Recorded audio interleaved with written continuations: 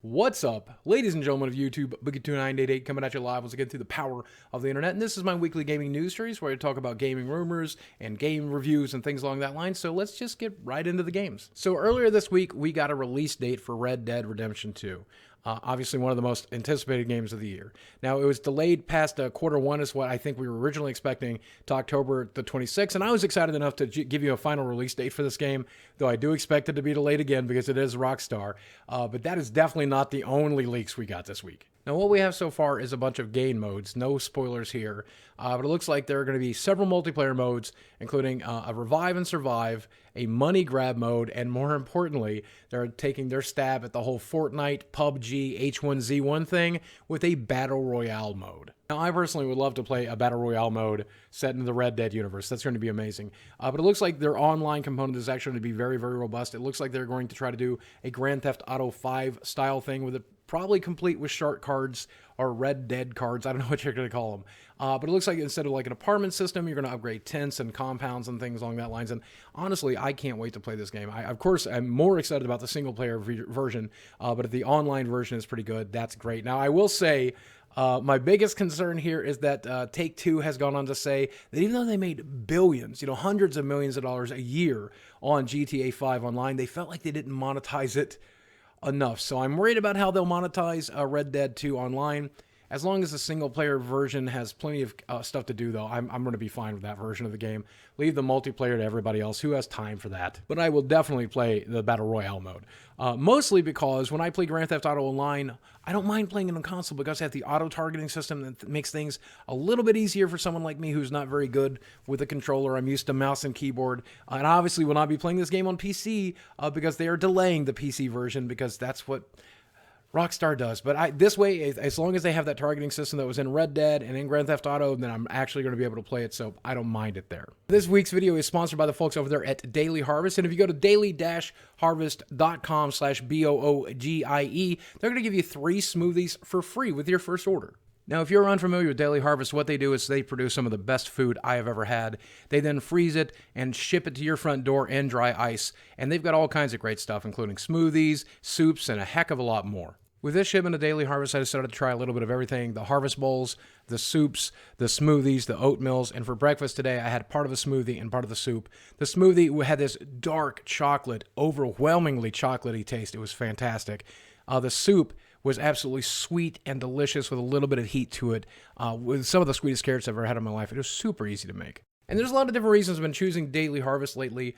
Convenience is one of them. It's easy to go just from the freezer into the microwave or from the freezer into the blender, and then you're ready to eat within 3 to 4 minutes. But look at this list of ingredients. You know these foods are going to be good for you as well as taste good when they have an ingredients list like this. So if you're somebody like me who wants to eat better, but you don't want to sacrifice the convenience, Daily Harvest is probably the best way to do that. So go to daily-harvest.com/BOOGIE, and while you're there with your first order, they're so sure you're going to like it. They're going to give you 3 free smoothies, and you'll be supporting me at the same time. So coming out this week, we have Shadow of the Colossus remade for the PlayStation 4. And this was only noteworthy, I think, because I never played the original game. I think it was on PlayStation 1 or PlayStation 2. I tried to play the port over, on PlayStation 4 when they did on PlayStation Now. Or I think they also gave it away for free for PlayStation Plus. I couldn't get into it because of the old school graphics. So this is going to definitely pull me in. I'll have to buy this week. But I have to say, with a 92 over a Metacritic and a user score of 9.3, this game is probably definitely worth playing if you're looking for something to pick up this week. Then in loot boxes news, it looks like we're going to get the government intervention that nobody wanted. And especially looks like it's going to be Germany. Now, a lot of people other than Germany have been complaining about loot boxes, but it looks like Germany is going to be the first people to take a step forward and actually ban the practices of loot boxes inside digital games in their country. And as a lifelong Magic player who enjoys opening booster packs for Pokemon the Trading Card Game, Magic the Gathering, or even digital games like Hearthstone and Eternal, I kind of have a two-sided opinion about this, though I think for the most part it's very strongly against loot boxes, especially in $60 games. I like the idea of opening booster packs. I like the idea of opening loot boxes. It's paying for that I don't like. And I hate the fact that when it comes to a game like Overwatch, I can't just purchase the skins that I want. When it comes to a game like Hearthstone, I can't just buy the cards that I want or need. Now, I understand the point of that. I understand the reasoning behind it, especially for game design, stuff like that. But it has no place in a game like Star Wars Battlefront. It has no place in a game like Shadow of Mordor or Shadow of War, the sequel to Shadow of Mordor. And it definitely doesn't have place in a $60 title. So I'm all for this stuff getting banned. Now, the argument that Germany is using here is that young people do play video games, and we're talking about teenagers and people who are younger than teenagers. They are getting used to the whole gambling idea. Getting something very exciting, getting something very rare out of their loot boxes, will, especially in exchange for money, definitely can turn them into gambling addicts. And since I've known personally some gambling addicts and others who are in my fan base or people in my family, I gotta say, that is definitely a wrong path for video games to be taking kids down. Now, I've never believed any of the BS about video games turning kids into killers or video games turning people into sex addicts or anything like that. But I do feel, after a lifetime of opening Magic cards and being kind of addicted to it, that a person with an addicted personality could definitely become addicted to stuff like loot boxes. However, at the end of the day, my personal opinion is this is just lazy game design when it comes to games like Battlefront 2 or maybe even Overwatch. I really wish they weren't in those games, and whatever reason that Germany needs to do to get them out of their games, the better. Now, we still see localization of video games, so this won't do much for us here in America, and we definitely do not want the U.S. government stepping on this stuff because Lord knows they will overreach when it comes to video games. They've tried before during the Clinton administration back in the 90s. Let's not even get me started on that. So hopefully, though, if it's banned in enough countries outside of the U.S., the United States, we here in the United States might have to stop putting up with them too, because they'll just stop making a part of their game design, and that would be great. But to the ESRB, we told you to start marking games with the loot boxes as mature, and you didn't listen. Why didn't you listen?